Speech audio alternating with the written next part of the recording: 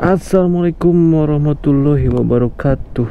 Kembali lagi bersama Andre Yoshida Channel, guys. Oke, jadi ini gua mau pergi nih. Mau pergi ke rumah sakit. Gua mau tes cek MRI. Jadi ini gua mau mau diperiksa lutut gua nih. Lutut gua udah rusak. Nah, sebelum ke rumah sakit gua ini kemarin kedatangan surat nih. Surat apa ya? Surat dari ini. Motor dari Jidosa apa gitu lah pokoknya. Oke, Jidosa. Jadi perpajakan jadi gua harus bayar pajak katanya nih. Pajak motor gua berapa ya? 6.000, guys. 6.000. Nah, gua mau ini dulu nih, mau bayar pajak dulu. Terus langsung ke rumah sakit, guys. Oke. Kita berangkat aja nih. Jadi ini hari apa ya? Hari Rabu. Oke, kita berangkat aja, guys. Bismillahirrahmanirrahim. Jadi gua mau bayar pajaknya di ini, guys, di apa ya? Di Kombini, di minimarket.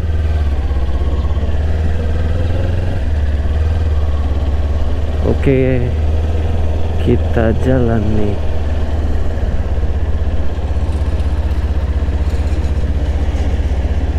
Jadi ini bayar pajak sebenarnya per tahun, per bulan 5 gitu datang surat dari pokoknya perpajakan kayak gitulah. Datang surat terus ya kita bayar gitu. Jadi dibayarnya kalau gua ya di Kombini gitu. Mungkin ada cara bayar lain, bisa dibayar di mana aja gitu. Cuma nggak tahu ya. Gua setiap bayar gitu suka bayar di Kombini, guys. Oke, kita ke Kombini dulu baru pergi ke rumah sakit.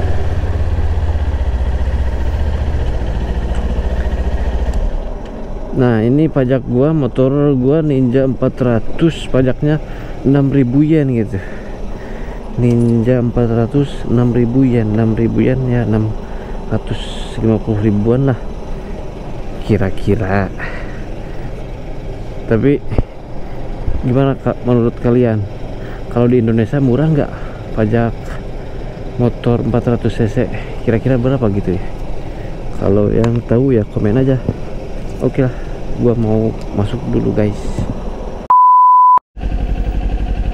Oke, guys, gua udah bayar pajak motor nih. Ini bukti pembayarannya. Jadi kertas yang tadi kayak ada buat dipotong kayak gitu tuh, 6.000. Oke, kita berangkat aja nih, berangkat ke rumah sakit. Oke, jadi hari ini gua libur ambil cuti karena ini gua mau periksa ini, guys. Periksa kaki gua nih. Kaki gua udah rusak. Kalau misalkan gimana ya, gua nggak bisa olahraga lagi nih. Olahraga ringan aja paling ya. Lah, anjir.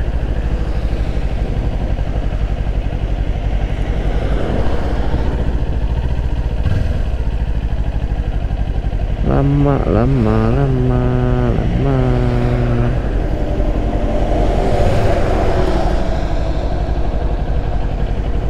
Oke, bro. Kita berangkat.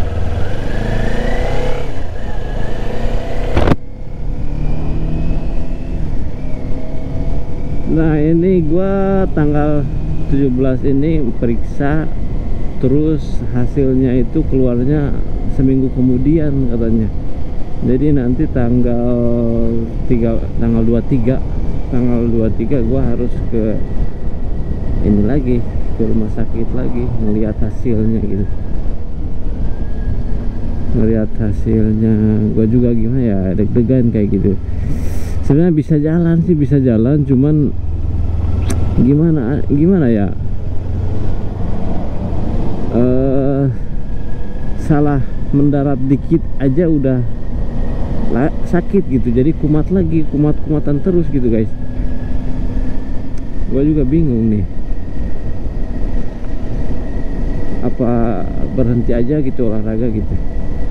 Mungkin ya olahraganya olahraga ringan aja gitu, jangan kayak loncat-loncat atau main bola gitu guys. Oke. Dan ini lumayan panas, sebenarnya enak nih buat motoran, buat touring kayak gitu.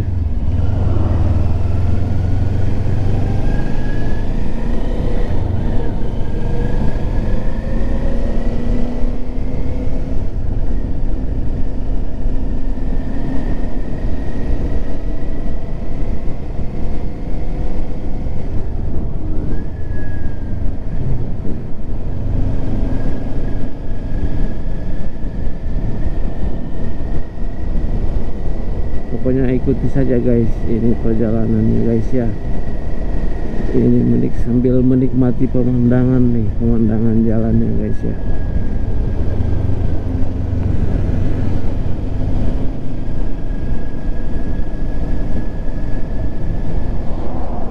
Jadi sambil jalan nih, gua mau ngebahas apa ya? Ngebahas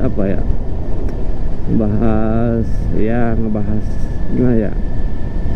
Ngebahas pemagangan aja ya. Jadi sebenarnya udah lumayan lama gitu ya. Kemarin ada peraturan katanya pemagangan. Jadi Kensusei mau dihilangkan gitu, mau jadi apa ya? Jadi TG. Jadi semuanya Kensusei itu mau dihapus katanya. Alasannya itu ya karena apa ya? Karena ini ya, karena misalkan orang kekerasan terus kayak upahnya sedikit atau apa gitulah dan lain-lain. Tapi sebenarnya ya kalau menurut gua, ini menurut opini gua nih, jadi ya disclaimer dulu, ini opini gua gitu. Sebenarnya nggak ada artinya sih kalau misalkan apa Kensusei pemagangan itu dihapus karena alasan-alasan tersebut gitu. Sebenarnya yang harus dirubah itu bukan Kensusei-nya, tapi orangnya gitu, peserta magangnya itu yang harus dirubah gitu. Kayak misalkan kalau apa ya, kalau misalkan gara-gara gaji atau misalkan bahasa atau apa ya, banyak masalah-masalah kayak gitu karena komunikasi atau apa. Sebenarnya ya nggak ada artinya gitu kalau misalkan magangnya diganti jadi TG, sementara orang-orang peserta magangnya itu nggak dirubah gitu. Kayak bukan skillnya ya, skill ya yang paling utama itu skill dalam berbahasa gitu.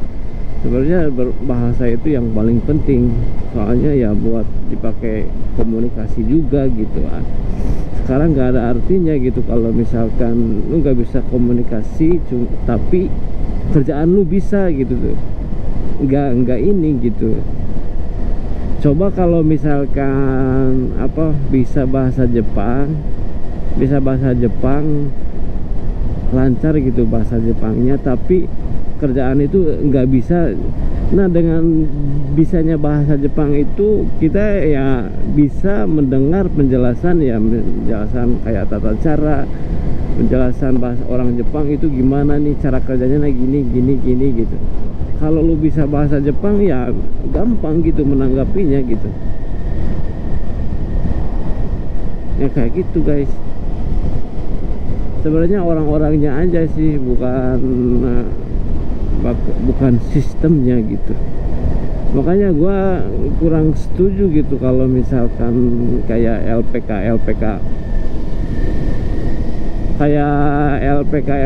gitu yang instan terus proses pemberangkatannya cepet, itu gua kurang setuju gitu.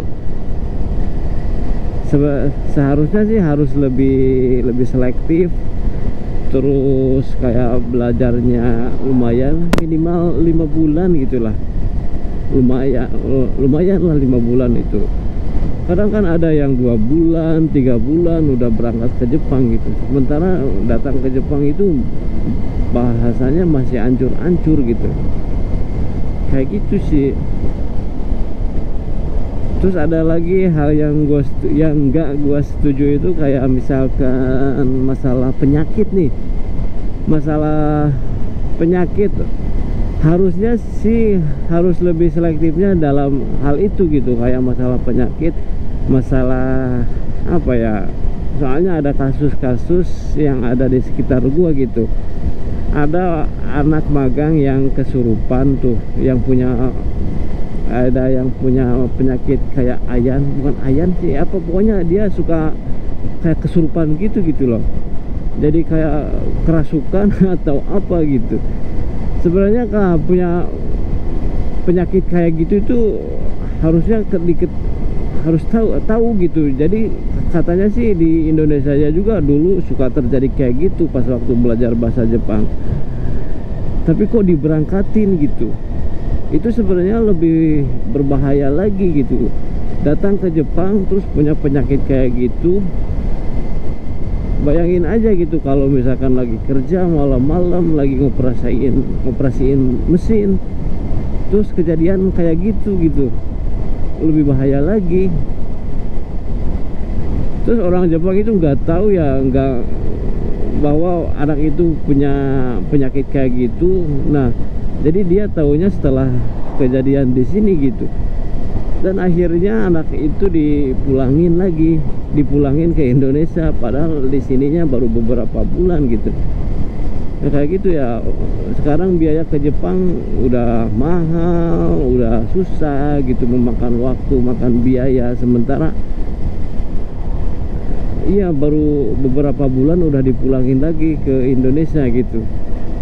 Belum nanti ya hasil dari mana gitu. Jadi dia ke Jepang itu hasil dari mana tuh uangnya, kalau minjem ke tetangga atau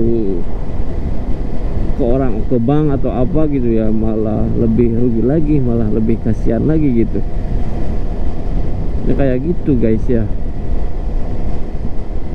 Jadi kebanyakan sih LPK gitu ya, yang penting nerima duit ya, yang penting ada peserta terus bisa ngeberangkatin, nerima duit kayak gitu guys ya. Kayak gitulah, masih banyak sih LPK yang kurang bertanggung jawab gitu. Kadang datang ke Jepang terus ada masalah di Jepang, ya pemagangnya masalah sama orang Jepang atau apa gitu, kadang LPK-nya suka lari, jadi angkat tangan gitu ya. Kayak gitu sih sebenarnya ya, bukan sistemnya bukan pemagangannya yang dihapus, tapi sistem kayak pembelajaran, sistem perekrutan pemagang gitu. Sebenarnya harus lebih selektif lagi gitu ya, kayak gitulah.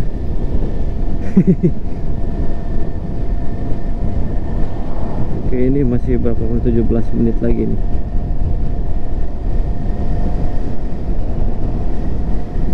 Ya kayak gitu guys ya.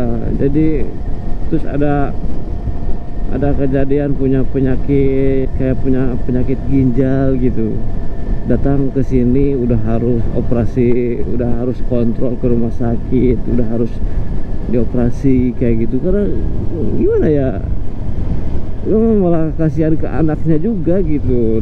Jadi kerja gitu nggak semangat gara-gara penyakit kayak gitu. Kita sebagai senpai gitu ya, lihat orang-orang lambat kayak gitu mau memaksakan harus kerja ini serba salah gitu, kayak nggak ada ininya sama sekali atau apa gitu ya. Ya kayak gitu sih guys ya. Jadi gua juga bingung juga gitu kalau ada orang-orang kayak gitu. Jadi harusnya sih ya badannya sehat, bukan berarti gua menghalangi orang-orang untuk pergi ke Jepang gitu, bukan. Cuman ya gua kasihan aja, lebih kasihan lagi sih kalau orang yang punya penyakit datang ke sini ya, penyakit dalam artian penyakit berat gitu, datang ke sini terus disuruh kerja, sementara di sini musim dingin, ya 4 musim gitu ya, kayak gitu guys ya.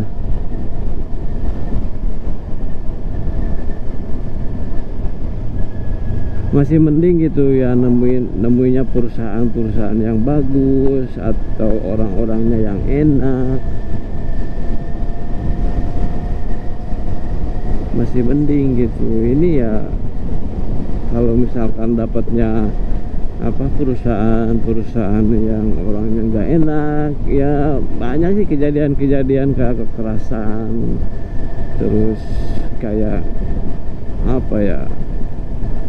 Jadi gua juga pernah sih dengar ada perusahaan yang katanya hubungan sama orang Indonesia sama orang Jepang itu kayak ada penghalang gitu. Jadi penghalang yang nggak kelihatan ya kayak gitu. Jadi jadi orang Jepang itu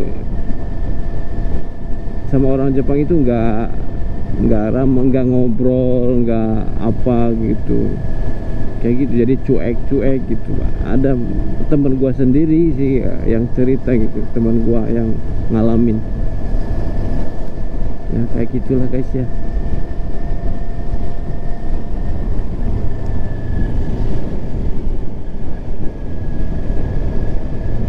Oke lah bro, ikuti saja nih perjalanan ini ya. Kayaknya gua ngebahas itu aja ya.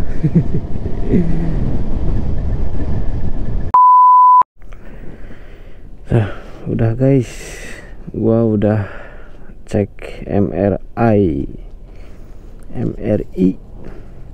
biayanya segini guys, 5.910.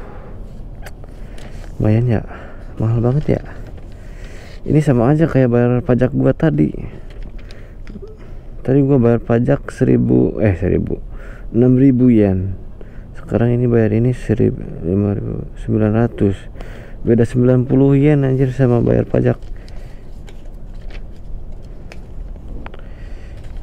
Padahal ini biaya udah pakai ini guys, pakai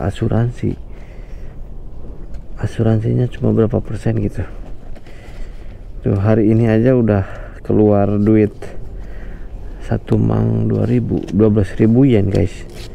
12.000 yen berarti ya 1.200.000 sih guys. Di Jepang mahal. Oke lah, gua habis ini gua mau pulang, terus mau ke ini dulu lah, ke Seven dulu lah, nongkrong dulu terus pulang. Oke, gua akhiri video ini sampai sini guys.